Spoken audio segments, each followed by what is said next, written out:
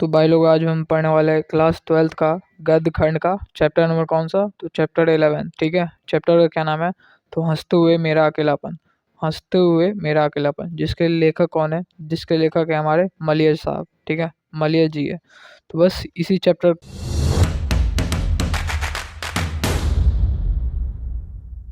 Short यानी कि 10 से 15 मिनट में क्वेश्चन आंसर के साथ इस चैप्टर को करने वाले हम समाप्त। ठीक है, और इसका पीडीएफ वगैरह सब कुछ चाहिए फ्री में तो मिल जाएगा। तो वीडियो को बस छोड़ के मत जाओ, समझो। ठीक है, क्योंकि अब समय नहीं है अपने पास। तो आज क्या पढ़ने वाला है? गद्य खंड का चैप्टर नंबर 11। ठीक है, चैप्टर का क्या नाम है? तो हंसते हुए मेरा अकेलापन। ठीक है, ये हमारा आज का चैप्टर है। ठीक है, जिसके लेखक कौन है? तो मलिया जी। चलिए, तो जो ये चैप्टर है हमारा हंसते हुए अकेलापन, इसमें लेखक ने अपने जो डायरी लिखा है उस डायरी के माध्यम से उसके जीवन में बहुत सारी ऐसी घटनाएं हुई है, वो सब सारी चीज़ इस चैप्टर में, ठीक है, बताया है इस कहानी में। तो बस यही, ज़्यादा कुछ नहीं है। जो मलिया साहब है वो अपने जीवन के बारे में डायरी लिखते हैं, तो डायरी पे इस पूरा चैप्टर है। बस हो गया। ठीक है, तो पहले हम लेखक परिचय जान लेते हैं। ठीक है, क्योंकि लेखक परिचय से आपको पता होगा कि बहुत सारे क्वेश्चन आते हैं, खासकर क्लास 12th में भर भर के क्वेश्चन देखने को मिलेगा। लेखक परिचय जब तक आप नहीं जान पाओगे तो नहीं होगा। तो लेखक का क्या नाम है? मलिया जी। इनका जन्म कब हुआ? तो 1935 में। ठीक है, और जन्म स्थान क्या है? तो उत्तर प्रदेश के आजमगढ़ में। ठीक है, मोही मोही मोही नामक गांव में हुआ है। ठीक है, ये इतना याद रखना। इनका निधन कब हो गया? तो मृत्यु हो गया 1982 ईस्वी में। ठीक है, 26 अप्रैल 1982 में इनकी मृत्यु हुई। इनका मूल नाम, ठीक है, तो ये पूछा जाता है कि भरत जी श्रीवास्तव किसका मूल नाम है? तो किसका है? तो मलियज का। ध्यान में रखना। ठीक है, तो किसका है? भरत, इनका मूल नाम भरत जी श्रीवास्तव। मलियज का मूल नाम भरत जी श्रीवास्तव। ठीक है, और इनके माताजी का क्या नाम है? तो इनके माताजी का नाम है प्रभावती देवी। ठीक है, क्या नाम है? प्रभावती। और पिता का नाम त्रिलोकी त्रिलोकी नाथ वर्मा। क्या नाम है? त्रिनाथ लोकी वर्मा। चलिए आगे। और इन्होंने एमए तक शिक्षा प्राप्त किया है। और कौन से, जो इन्होंने एमए तक शिक्षा प्राप्त किया है। ठीक है, और एमए किस विषय से किया है? तो एमए इंग्लिश विषय से किया है। ठीक है, किस विषय से? तो इंग्लिश विषय से, अंग्रेजी विषय से। और कहाँ से किया है? तो इलाहाबाद विश्वविद्यालय उत्तर प्रदेश से किया है। कहाँ? तो इलाहाबाद विश्वविद्यालय उत्तर प्रदेश। कौन से विषय? तो अंग्रेजी विषय से। इनकी विशेष इनकी विशेष ठीक है, जीवन के बारे में बताते हैं। तो वे एक छात्र जीवन में क्षय रोग यानी कि टीबी हो गया था उनको। ठीक है, किनको? तो मलियर साहब को टीबी हो गया था, क्षय रोग हो गया था। ठीक है, ये क्वेश्चन बार बार पूछा जाता है कि किस कवि को क्षय रोग हो गया था। किसको हो गया था? तो मलियर जी को। उनके ऑपरेशन के समय एक फेफड़ा काट के हटाना पड़ा। किसके एक फेफड़ा काट के हटाना पड़ा? तो मलियर जी के। ठीक है, चलिए आगे। शेष जीवन दुर्लभ, स्वस्थ और बार बार अस्वस्थता के कारण दवाइयों के सहारे जीते रहे। किसके सहारे? तो दवाइयों के सहारे बाद में वे जीते रहे। तो समझ रहे हो, बीमारग्रस्त शरीर हो गया, कमज़ोर, तो बीमारी उनको दबेगा ही। तो दवाई के सहारे जितने दिन जिए, बस वही। इसके बाद आगे आगे इनका स्वभाव, इनका नेचर कैसा था? तो इनका ये अंतर्मुखी थे, मतलब इंट्रोवर्ट थे, जो ज़्यादा कुछ दूसरे से कोई मतलब नहीं, अपने आप पे कॉन्फिडेंट यानी विश्वासीय थे। ठीक है, खुद पे विश्वास करते थे। और प्रायः अवसादग्रस्त यानी कि किसी से ना बातचीत, कोई कठिन, एकदम हार्ड वर्क करते थे। ठीक है, गंभीर, ठीक है, वो हमेशा गंभीर रहते थे, सीरियस रहते थे, अपने काम को लेकर सीरियस थे। और एकांत प्रिय, अकेले में रहना पसंद करते थे। और क्या थे? तो मितभाषी, मतलब कि बहुत कम बोलते थे। ठीक है, क्या थे? तो ये इन सब इनका गुण था ये पूरा। चलिए आगे। अब इनकी विशिष्ट संपर्क यानी कि इनके समय कौन कौन से लेखक रह चुके हैं। तो एक शमशेर बहादुर सिंह, विजय देव नारायण शाही और परिमल संस्था इलाहाबाद, ये सब इनके उस समय के संपर्क में रहे हैं लेखक। ठीक है, चलिए आगे। इनकी वृत्ति वृत्ति इनकी क्या क्या रही है अपने जीवन काल में। तो वे कुछ दिनों तक केपी, कौन से कॉलेज, तो केपी कॉलेज में इलाहाबाद में क्या रहे, तो प्रधानाध्यापक। प्रधानाध्यापक मतलब प्रिंसिपल रहे। ठीक है, क्या रहे वहाँ के, तो प्रिंसिपल। और अगला है 1964 ईस्वी में कृषि मंत्रालय, किसके, तो कृषि मंत्रालय के में कार्य किया। ठीक है, अफसर अधिकारी रह चुके हैं, कृषि मंत्रालय में उन्होंने कुछ दिन कार्य किया। उसके बाद भारत सरकार की अंग्रेजी पत्रिकाओं के संपादकीय विभाग में नौकरी की है। उसके बाद कहाँ, तो भारत सरकार के किस में, तो अंग्रेजी पत्रिकाओं के संपादन में इन्होंने कार्य किया है, वहाँ पे नौकरी की है। चलिए ठीक है, आगे। अब इनकी विशेष अभिरुचि यानी कि इनका इंटरेस्ट किन किन में था, तो ड्राइंग में था, स्केचिंग में था, संगीत में, कला प्रदर्शनी में और सिनेमा में गहरी रुचि थी, इन सभी चीज़ों में। इसके बाद इनका संपादन, तो संपादन मतलब कि इन्होंने जो संपादन किया है कविताओं का या पुस्तकों का, तो इनमें से मुख्य कौन सा है, लहर कविता। ठीक है, ये इम्पोर्टेंट है, ये पूछा जाता है। और एक ये शमशेर पुस्तक का सर्वश्रेष्ठ दयाल सक्सेना के साथ सह संपादन किए। चलिए आगे। आगे इनकी कृति रचनाएं, तो ये बार बार पूछा जाता है। जख्म पर धूल, ये किसके द्वारा लिखा गया, तो मलियत जी के द्वारा। जख्म पे धूल किसके द्वारा लिखा गया, तो मलियत जी के द्वारा। और अपने होने के अप्रकाशित करता हुआ, ये सब इतने इम्पोर्टेंट नहीं है। ठीक है, और इनमें से एक ये हो गया संवाद और एक एकालाप, ये सेकंड नंबर वाला, ये भी बार बार पूछा जाता है। तो ये दोनों को ध्यान में रखना, किसके द्वारा लिखा गया, तो मलियत साहब के द्वारा। और सार्वजनात्मक गद्य, कुछ इनकी जो है, ये हंसते हुए मेरा अकेलापन, ये एक डायरी है। ठीक है, क्या है, तो एक इनकी जीवन काल की डायरी है। खंड भी इनके है, तो संपादक डॉक्टर नामवर सिंह। आगे, अब पढ़ने वाले महत्वपूर्ण जानकारी, यानी कि इस चैप्टर और लेखक दोनों के महत्वपूर्ण जानकारी। ठीक है, तब महत्वपूर्ण जानकारी पढ़ने वाला है। तो पहला महत्वपूर्ण जानकारी हमारा कि सन होगा, सॉरी, सन 1960 के आसपास नई कविता आंदोलन के अंतिम दौर में मलियज का उदय एक कवि के रूप में हुआ।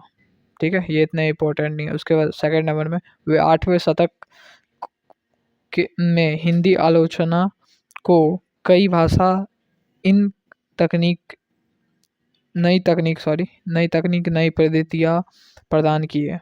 कौन से शतक में, तो 8वें शतक में।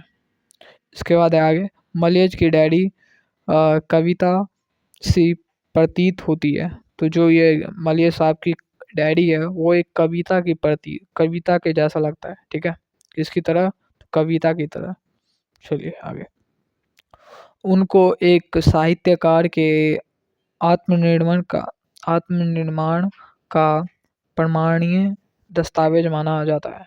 किसका, तो आत्मनिर्माण का प्रमाणीय दस्तावेज, किसको, तो मलियज जी को। इसके बाद मलियज किस काल के कवि थे, तो ये आधुनिक काल के कवि थे।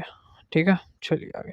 इसके बाद एक खेत में पेड़ पर कौवे की कतार देखी। जो मलियज साहब है, एक खेत में क्या देखते हैं, तो पेड़ पे कौवों की कतार देखते हैं। क्या देखते हैं, कौवों की कतार।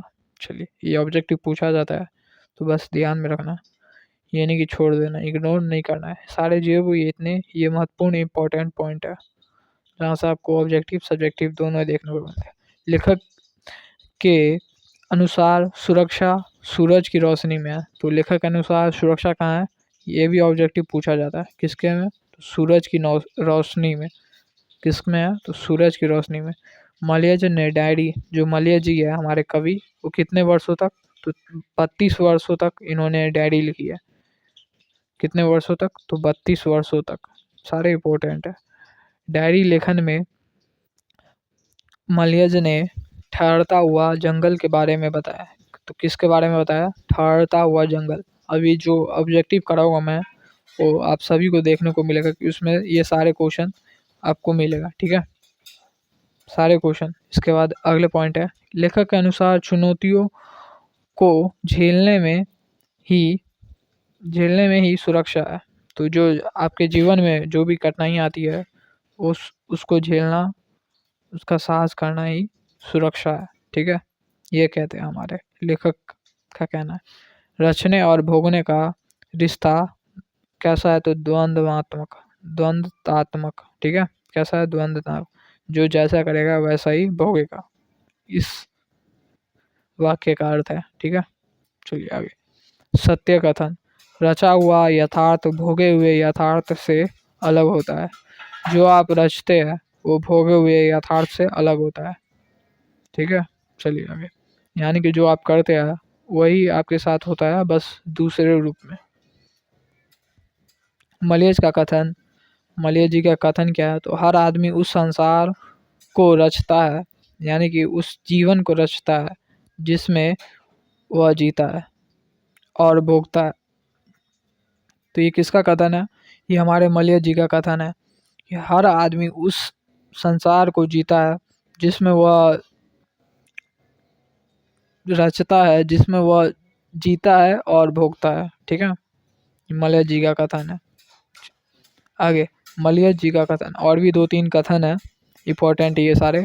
तो मलय जी का कथन एक हो गया ये, यथार्थ के इस लेन देन का नाम ही क्या है? तो यथार्थ के इस लेन देन का ही क्या नाम है? तो संसार नाम है, ठीक है। क्या नाम है? संसार। आगे मलयज का कथन, और भी कथन है इस डायरी में, इनका कथन 3-4-5 कथन है जो काफ़ी इंपॉर्टेंट है, और 2 लघु उत्तरीय प्रश्न में और ऑब्जेक्टिव में दोनों में आपको देखने को मिलेगा। तो दस्तावेज रचना का क्या है? तो कच्चा माल है। जो दस्तावेज है यानी कि मलयज के जो कथन के अनुसार दस्तावेज क्या है? तो रचना का कच्चा माल है। क्या है? तो रचना का कच्चा माल है। आगे मलयज का कथन है, आदमी यथार्थ को जीता ही नहीं, यथार्थ को भी रचता है। तो मलय जी का क्या कथन है? आदमी यथार्थ को जीता ही नहीं, यथार्थ को भी रचता है, को रचता भी है, ये कहते हैं। आगे अब इसका पाठ का जो ये है इसका सारांश पढ़ने वाले हैं, शॉर्ट सारांश, ठीक है। तो आपको समझ में आ जाएगा, जो आपको क्या करेगा? तो लघु उत्तरीय प्रश्न बनाने में मदद करेगा, ठीक है। हंसते हुए मेरा अकेलापन मलयज द्वारा रचित एक क्या है? तो एक डायरी है जिसमें उनके जीवन के विचार, संघर्ष और गहरे अकेलापन का वर्णन किया है। किसमें? तो उनके जीवन का संघर्ष, विचार, ठीक है, गहरे अकेलेपन का वर्णन किया गया है। तो उनके लिए डायरी लिखना सिर्फ लिखना नहीं बल्कि जीवन में जीने का एक तरीका है। जो मलय जी है उनके लिए डायरी लिखना सिर्फ लिखना नहीं है बल्कि जीवन में सारी जो वे घटनाएं हैं जो उनके साथ होते हैं वे सारे जीवन जीने के इसके लिखते हैं वे अपने इस डायरी में, ठीक है। सारे चीज़ जो इन्होंने गलत किया, सही किया, वो सारे चीज़, ठीक है। चलिए आगे। जहाँ वे बिना डरे अपने मन की सच्ची बातों को आसानी से लिख सकते हैं। क्या करता है? आसानी से लिख सकते हैं। डायरी उनके लिए एक सुरक्षा कवच की तरह है। क्या करता है? तो एक आईने की तरह है, सुरक्षा कवच की तरह। क्यों भाई? जो भी गलती करता है वो दिख जाता है इसका डायरी में। जहाँ वे अपने मन की बातों को सुरक्षित रख पाए जिससे उन्हें अकेलापन में भी शांति और ऊर्जा मिलती रहे। समझ रहे? चलिए आगे। आगे है, वे कहते हैं डायरी लिखने से इंसान क्या बनता है? तो ईमानदार, आत्म संश्लेषी बन जाता है। तो क्या आप जब डायरी को लिखता है तो भाई सारी चीज़ हकीकत जो भी कुछ होता है उनके जीवन में सारी चीज़ सही सही लिखो, ठीक है। डायरी का यही मतलब होता है, जो भी आपकी जीवन में घटना घटी है, जो भी आपने संघर्ष किया है, वो सारी चीज़ आप सही से लिखें। तो यही सब कहते हैं। इसके बाद इसलिए जीवन की सुरक्षा समस्याओं से डर कर भागने में नहीं है। तो जो माल्य जी है वो कहते हैं कि जीवन की सुरक्षा समस्याओं से डर कर भागने में नहीं, बल्कि संघर्ष करने और डायरी लिखने में है। चलिए, तो ये हमारा सारांश था। अतः डायरी लिखने के कर्म और संघर्ष की साक्षी है साक्षी है। वे अंत में कहते हैं कि मनुष्य यथार्थ को रचता ही नहीं बल्कि उसे भोगता भी है। भाई बहुत बड़ी लाइन है ये। अब क्या करने वाले हैं, तो हम करने वाले हैं अपना ऑब्जेक्टिव वस्तुनिष्ठ प्रश्न। ठीक है, तो छोड़ के नहीं जाना है, 2x पे लगाओ देखो। तो अब क्या करने वाले हैं हम, वस्तुनिष्ठ प्रश्न। ठीक है, ऑब्जेक्टिव क्वेश्चन करने वाले हैं। तो पहला है कथाकार मलियज का जन्म कब हुआ, तो कब हुआ, 1935 में। चलिए आगे, हंसते हुए मेरा अकेलापन। हंसते हुए मेरा अकेलापन किस विधा की रचना है, तो किस विधा की, एक डायरी है। ये क्या है, तो एक डायरी है। चलिए आगे, मलेज किस रोग से, तो किस रोग से क्षय था, क्षय रोग से। फटाफट मारिए। ठीक है, मलेज का काव्य संग्रह कौन सा है, तो काव्य संग्रह कौन सा है इनका, इनमें से ये है जख्म पे धूल।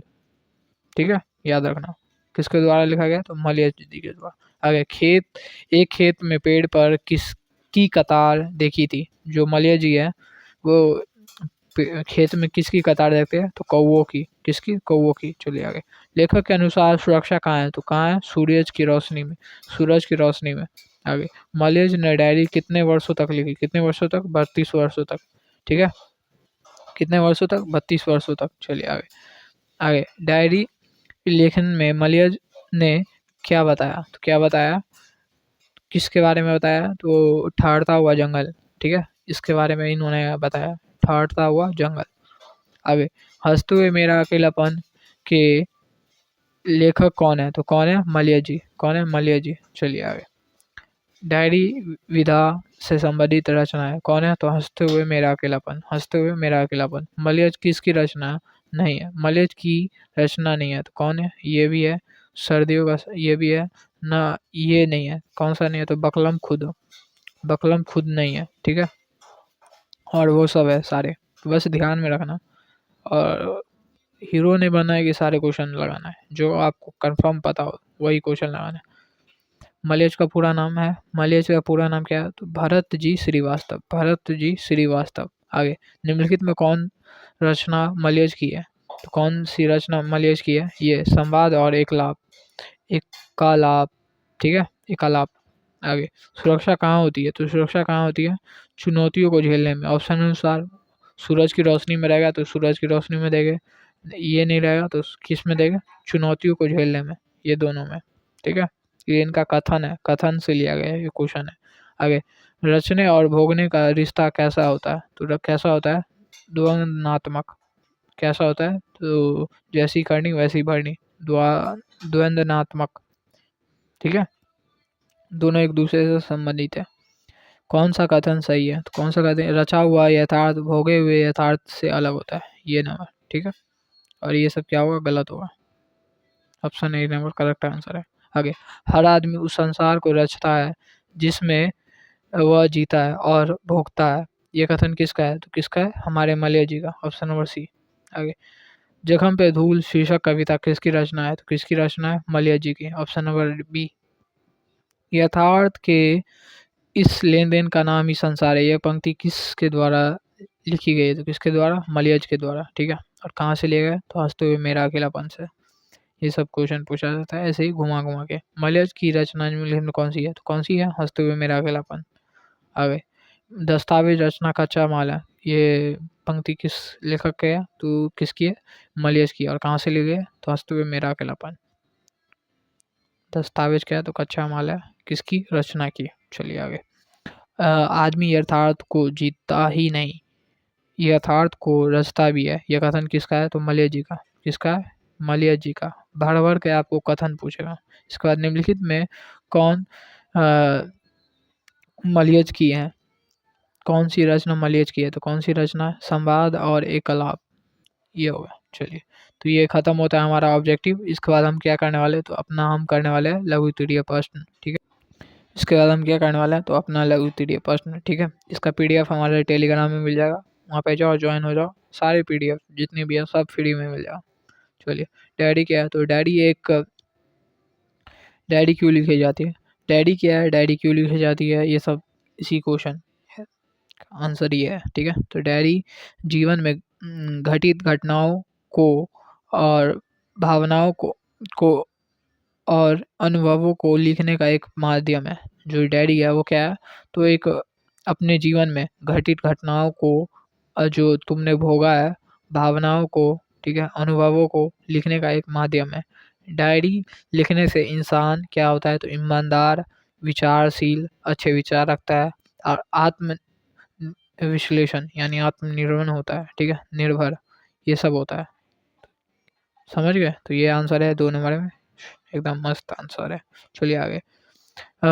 डायरी का लिखना जहाँ जाना डायरी का लिखा जाना क्यों मुश्किल है, तो क्यों मुश्किल है, डायरी का लिखा जाना इसलिए मुश्किल है क्योंकि इसमें व्यक्ति को अपने बारे में सच सच लिखना पड़ता है। क्या, तो सच सच लिखना पड़ता है। इसके बाद अपने गलती स्वीकार करना कठिन होता है, इसलिए लोग झूठे और छिपाव कर लेते हैं। अतः डायरी लिखना क्या है, तो मुश्किल होता है।